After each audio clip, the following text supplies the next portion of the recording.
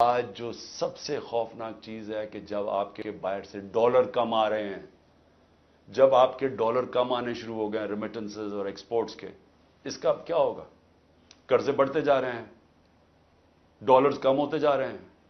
آج جتنا پاکستان اپنا ٹیکس میں پیسہ اکٹھا کرتا ہے، یہ سن لیں پاکستانیوں، جتنا ہم ٹیکس میں پیسہ اکٹھا کرتے ہیں سارا قرضوں کے اوپر سود پہ چلا جاتا ہے۔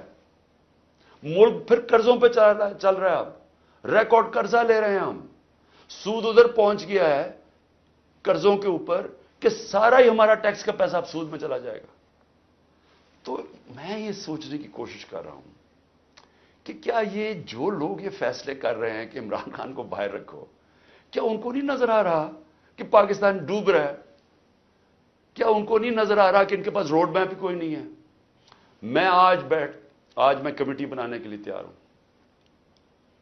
ایک مذاکراتی کمیٹی، کسی سے بھی، وہ جو بھی اس وقت طاقتور لوگ ہیں، میں ان سے جا کے وہ بات کریں، وہ دو چیزیں کر لیں، کیونکہ اور تو ابھی مجھے تو سمجھ نہیں آ رہی۔ ہم نے بڑی کوشش کی بات کرنے کی، جو یہ پہلے لوگ تھے وہ عجیب عجیب باتیں کرتے تھے کہ جی ہم تو اکتوبر میں الیکشن کروائیں گے۔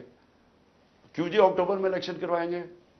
بولے نا، وہ اس لیے کروائیں گے کہ یہ انہوں نے کرنا تھا ہمارے ساتھ، جب کرش ہو جائے گی تحریک انصاف تو تب الیکشن کروائیں گے، اور ان کے پاس کوئی جواب ہی نہیں تھا۔ میں یہ کمیٹی بناتا ہوں، میں دو چیزیں کہتا ہوں، دو چیزیں کر دیں۔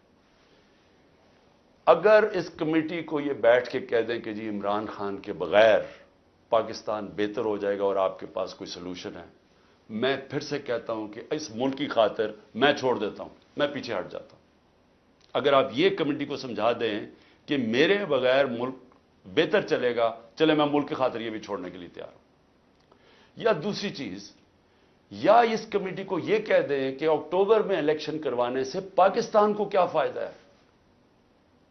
یہ تو ہمیں سمجھ آ رہی ہے کہ اکتوبر تک تحریک انصاف کو ان کا خیال ہے کرش کر دیں گے، لیکن پاکستان کو کیا فائدہ ہے؟ ہم کیوں اکتوبر تک انتظار کر رہے ہیں جب ملک نیچے جا رہا ہے؟ یا یہ دو چیزیں کنونس کر دیں، میں اس کی کمیٹی بناؤں گا، میں انشاءاللہ کل اناؤنس کر دوں گا۔